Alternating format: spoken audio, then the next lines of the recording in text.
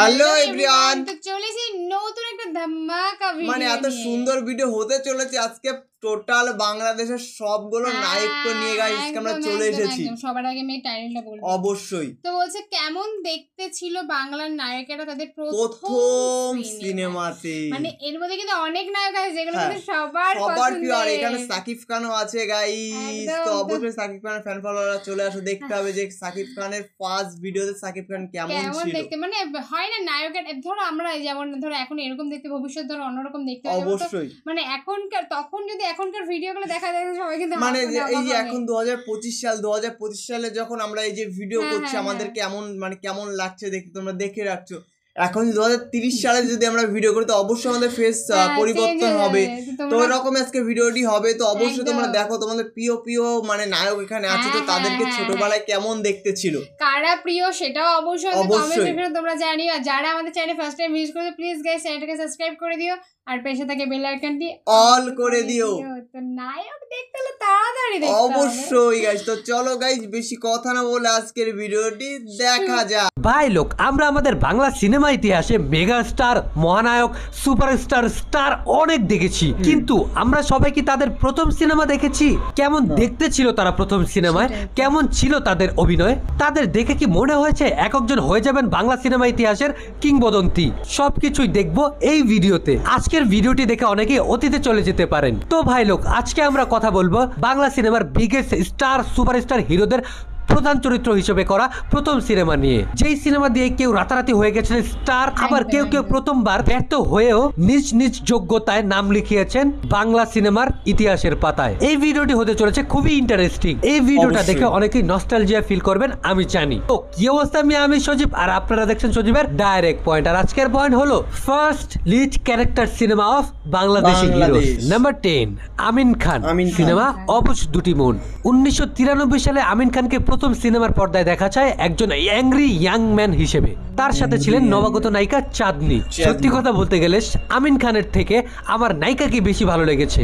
আমার কাছে আমিন খানকে যুবক কম, পুরো বাচ্চা বেশি লেগেছে। একদম হ্যাংলা পাতলা শরীর, তবে তার চেহারায় সত্যি একটা ইনোসেন্ট ভাব ছিল। গল্পটাও ছিল ইন্টারেস্টিং। ট্রেনের মধ্যে ঝড়ের কবলে পড়ে সিনেমার নায়ক নায়িকা চলে যায় একটা অজানা দ্বীপে, তারপর প্রেম ভালোবাসা, কিন্তু দুজনের ধর্ম আলাদা থাকায় শেষ পর্যন্ত আর তাদের মিল হয় না। সেই সময়টায় অনুযায়ী গল্পটা ছিল চলনসই। সিনেমাটি সেই সময় দুর্দান্ত ব্যবসা করেছিল। আমিন খানও রাতারাতি হয়ে গিয়েছিলেন স্টার।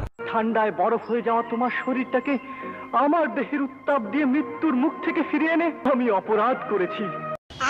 নাম্বার 9 ফেরদৌস সিনেমা হঠাৎ বৃষ্টি। সালমান শাহর হঠাৎ মৃত্যুর কারণে তার অসমাপ্ত সিনেমা শেষ করার জন্য সর্বপ্রথম অভিনয়ের সুযোগ পায় ফেরদৌস, কিন্তু সেটা তার একার সিনেমা ছিল না। পরবর্তীতে বাংলাদেশ ভারতের যৌথ প্রযোজনার সিনেমা হঠাৎ বৃষ্টিতে অভিনয়ের সুযোগ পায় ফেরদৌস। আর সুযোগ পেয়ে একেবারে ছক্কা মেরে দেন তিনি। নায়িকাকে পেয়ে চুটিয়ে প্রেম করেন এন্ড প্লে বয় হয়ে যায়। যদিও তার ভালোবাসার মানুষ একটাই থাকে, মিস কলকাতা। সিনেমাটা পিওর রোমান্টিক সিনেমা হওয়ার কারণে সব দর্শক মহলে সাড়া ফেলেছিল। দুই বাংলাতেই দারুণ জনপ্রিয়তা পায় এই সিনেমাটা। আপনি কাকে খুঁজছেন আমায় বলুন না, আমি আপনাকে নিয়ে যাব। আমি দীপা। নাম্বার 8 বাপ্পা রাজ সিনেমা চাপাডাঙ্গার বউ। বাবার জনপ্রিয়তাই হোক কিংবা স্ট্রাগল, যেভাবেই হোক বাংলা সিনেমা ইন্ডাস্ট্রি 1986-তে পেয়ে গেল এক নতুন জনপ্রিয় অভিনেতা বাপ্পা রাজকে। এই সিনেমায় আমি তাকে দেখে যতটা না অবাক হয়েছি তার চেয়ে বেশি মজা পেয়েছি। একেই তো অল্প বয়স, তার উপর লাগিয়েছে মুস, তাকে দেখে একদম অদ্ভুত লাগছিল। তবে পাশে শাবানা আর এটিএম শামসুজ্জামানের মতো কিংবদন্তি অভিনেতারা থাকার কারণে প্রথম সিনেমার অগ্নি পরীক্ষায় খুব ভালোভাবেই উতরে যান বাপ্পা রাজ। সিনেমাটিও দর্শকদের খুবই ভালো লেগেছিল। তুমি আমাকে ক্ষমা করে দাও দাদা, আমি সত্যি খুব অন্যায় করেছি দাদা, তুমি আমাকে ক্ষমা করে দাও। নাম্বার 7 ওমর সানি সিনেমা চাঁদের আলো। আপনি বিশ্বাস করবেন না, ওমর সানির প্রথম সিনেমাতেই এমন একটা ডায়লগ ছিল, আমরা গরিব তাই আমাদের কষ্ট দিয়ে বুঝি আপনারা আনন্দ পান, তাই না?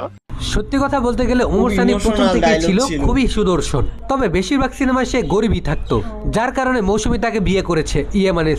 পারফেক্ট বডি, লং হেয়ার, উজ্জ্বল শ্যামলা বর্ণ রং, একেবারেই চকলেট বয়। তবে তার ডায়লগ ডেলিভারি সবসময় আমার কাছে খুবই ড্রামাটিক লাগে। আসলে প্রত্যেকেরই আলাদা আলাদা স্টাইল থাকে। তার হেয়ার স্টাইলটি 90 দশকের জেনারেশনের ছেলেদের মাঝে প্রচন্ড জনপ্রিয়তা পেয়েছিল।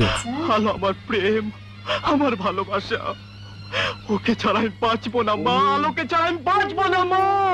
Number 6, Ilias Kanchan cinema Bashundhara. ভাই কেউ বলবে এটা ইলিয়াস কাঞ্চন স্যার? কি চুলের কাট, কি অভিনয়! এখন আপনার কাছে খুব অদ্ভুত লাগতে পারে, সেই সময় ওটাই ছিল স্মার্ট ছেলেদের ফ্যাশন। 1977 সালে ইলিয়াস কাঞ্চন স্যারকে প্রথম প্রধান চরিত্র হিসেবে বসুন্ধরা সিনেমায় দেখা যায়। বলতে পারেন একজন চিত্রশিল্পী হিসেবে কাজ করেন এই সিনেমায়। তবে ইলিয়াস কাঞ্চন স্যারকে দেখতে যেমনই লাগুক, সিনেমায় তার অভিনয় আমার কাছে মোটেও সেকেলে লাগেনি। তার অভিনয় বেশ ভালোই লেগেছে আমার সিনেমায়। মা মেরির কোলে যিশু, যশোদার কোলে Krishna, Raphael, da Vinci, Michelangelo, Gauguin, Renoir, Picasso, আমাদের Zainul Abedin. Number 5, the legend Alamgir Saheb cinema আমার জন্মভূমি। 1971-এ মুক্তিযুদ্ধের পরেই 1973-এ মুক্তিযুদ্ধের প্রেক্ষাপটকে নিয়ে মুক্তি পায় এই সিনেমাটি। যদিও এই সিনেমায় তিনি একা ছিলেন না, তার সাথে ছিলেন আরেক কিংবদন্তি অভিনেতা রাজ রাজ্জাক স্যার। তবে এই সিনেমা দিয়ে চলচ্চিত্র জগতে প্রথম পা রাখেন স্যার আলমগীর সাহেব। কিন্তু তাকে সেই সময় দেখতে কতটা সুদর্শন লাগছে তা আপনারাই বলুন। He is looking just handsome hunk. Sir আলমগীরের একটা অন্যতম বিশেষ দিক হলো উনি খুব লম্বা একজন অভিনেতা, যার কারণে তার উপস্থিতি তাকে একটা বিশেষত্ব দেয়। সিনেমায় এত লোকের ভিড়ে তার দুর্দান্ত অভিনয় তাকে আলাদা করেছে এই সিনেমায়। যাত্রাপালার মতন ডায়লগ। তখন নতুন নাম্বার 4, মাসুম পারভেজ রুবেল সিনেমা লড়াকু, the action king of Bangla cinema. 1986 সালে তিনি তার প্রথম সিনেমাতে হাজির হয় অ্যাকশন অবতারে। তবে সেই সিনেমায় তাকে দেখতে অদ্ভুত লেগেছিল। মুসওয়ালা একজন ছেলে, যাকে দেখে মনেই হয় না সে একসময় অ্যাকশনে সবাইকে ছাড়িয়ে যাবে। আপনারা হয়তো অনেকেই জানেন না যে রুবেল স্যার সেই সাদা কালার যুগ থেকেই বাংলা সিনেমায় এক্সিস্ট করে। তবে তার আগের সিনেমাগুলোর অ্যাকশন বর্তমান সিনেমার অ্যাকশন থেকেও অ্যাডভান্স বলে আমি মনে করি। নাম্বার 3, সালমান শাহ সিনেমা কিয়ামত থেকে কিয়ামত। ডিরেক্টর সোহানুর রহমান সোহান অনেককেই অনুরোধ করার পর ব্যর্থ হয়ে নতুন নায়কের খুঁজে যখন দিশেহারা, তখন তার সাথে দেখা হয় বাংলার স্টাইলিশ আইকন সালমান শাহ। কিয়ামত থেকে কিয়ামত সিনেমাটি ভারতের আমির খানের কিয়ামত সে কিয়ামত সিনেমার রিমেক, যেই সিনেমাটি সালমান শাহ সেই সময় প্রায় 22 বার দেখেছিলেন। বাস ব্যাটে বলে মিলে গেল, আর আমরা পেয়ে গেলাম বাংলা সিনেমা ইতিহাসের অন্যতম কালজয়ী নায়ক সালমান শাহকে।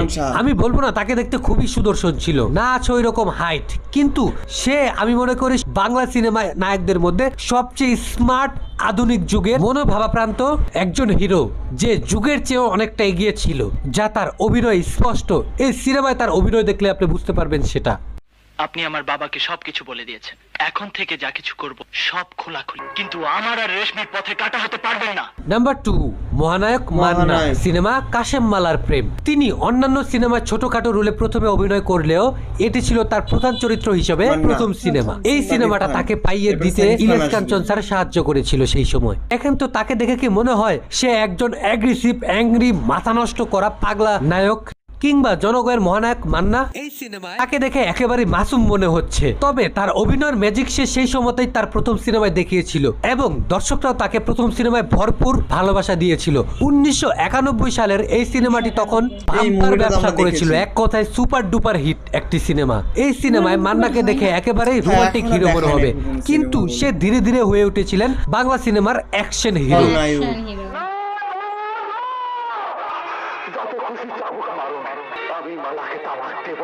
দেব না। Number 1, Shakib Khan cinema Ananta Bhalobasha. দেখেন তো চিকনা চাকনা হ্যাংলা পাতলা এই ছেলেটাকে চেনা যায় কিনা? Yes, he is the king of Bangla cinema, megastar Shakib Khan, যিনি লাস্ট 1 বছরে 100 কোটি টাকার চেয়েও বেশি কালেকশন দিয়েছে বাংলা সিনেমাকে। তার শুরুর দিকের সিনেমাগুলোতে তাকে দেখে আপনার হাসি আসতে পারে, তাকে দেখে চেনার উপায় নেই যে সে একসময় দেশের একমাত্র কমার্শিয়াল হিরো হবে। একে কেউ সেই সময় চিনতে পারুক আর না পারুক, মহানায়ক মান্না কিন্তু ঠিকই তাকে চিনতে পেরেছিলেন। এবং শিবাশানুর এক ইন্টারভিউর মাধ্যমে আমরা জানতে পারি একসময় শাকিব খানকে দেখে বলেছিলেন যে শাকিব খান একসময় বহু দূর পর্যন্ত যাবে। করার সময় শাকিব খান এফডিসি ঢুকছিলেন, তখন উনি বললেন যে the last superstar of Bangladesh film industry. দেখেন, আই নো শাকিব খান খুবই অল্প বয়সে ক্যারিয়ার শুরু করে, কিন্তু সেই সময় তাকে দেখতে খুব একটা খারাপ লাগেনি। যেমন উঁচা লম্বা, পাশাপাশি ফর্সা। আমার কাছে মনে হয় শাকিব খানের ইংরেজি ভাষায় কথা বলা বাদে আর কোনো উইক পয়েন্ট নেই। বিয়ে শাদী করা সেটা আলাদা ব্যাপার।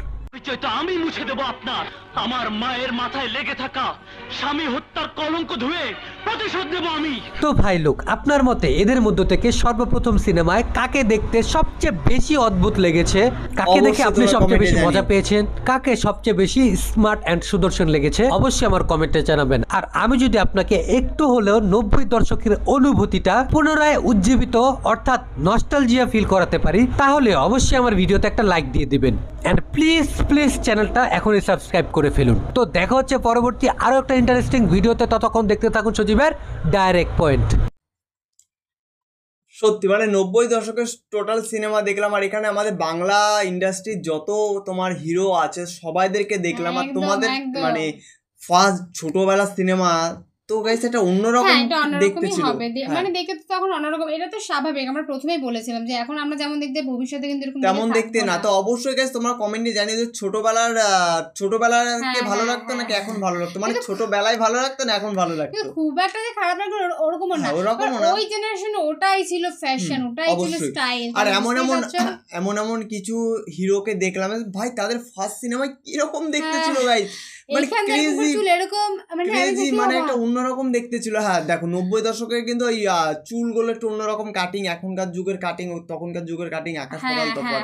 মানে তখনকার যুগের কাটিংই ওরকম ছিল, ওই কাটিং এ সবাই মানে ওদের কাটিং, ওদের চুল অত বড় বড়, ওদের চুল এরকম, তো ওদেরও সেরকম করতে হবে। কিন্তু হিসেবে উঠে যায় কিন্তু 90 দশক কখনোই কিন্তু মুছে যাবে না, অবশ্যই। মানে আমাদেরকে সব দশক মানে ওই দশক তো ওই 90 দশকের মুভি গানগুলো তো সত্যি গাইস বুকে লেগে থাকবে, এত সুন্দর সুন্দর গান, এত সুন্দর সুন্দর মুভি। তো তোমাদের এই 10 জনের মধ্যে কার ছোট মানে একদম ফার্স্ট মুভির ছবি দেখে ভালো লাগলো, অবশ্যই কমেন্টে কেমন লাগলো, অদ্ভুত লাগলো না কেমন লাগলো, অবশ্যই গাইস তোমরা অবশ্যই আমাদের কমেন্টে জানাতে পারো যে কার মুভি তোমাদের সবার থেকে বেশি ভালো লাগলো ছোটবেলার। অবশ্যই তোমাদের প্রিয় ফেভারিট আমাদের হিরোকে, তোমাদের হিরো নায়ক হিরো একই ব্যাপার, তো সেটাকে তোমরা অবশ্যই গাইস আমাদের কমেন্টে জানিয়ে দিতে পারো। সত্যি মানে এক একজন কিন্তু এক একটা কিংবদন্তি, মানে অবশ্যই কেউ কারো চাইতে কিন্তু কম কিছু না বলেই কিন্তু আজকে তারা এত উঁচুতে উঠেছে, এক একটা মেগাস্টার। সেটা তো গাইস অবশ্যই তোমরা কমেন্টে জানিও ভিডিওটি তো তোমাদের কেমন লাগলো, যদি ভালো লাগে অবশ্যই গাইস লাইক কমেন্ট শেয়ার অবশ্যই করো তোমরা। একদমই তোমাদের একটা কমেন্ট হবে কিন্তু আমাদের নেক্সট ভিডিও, তো প্লিজ গাইস কমেন্ট করো গাইস।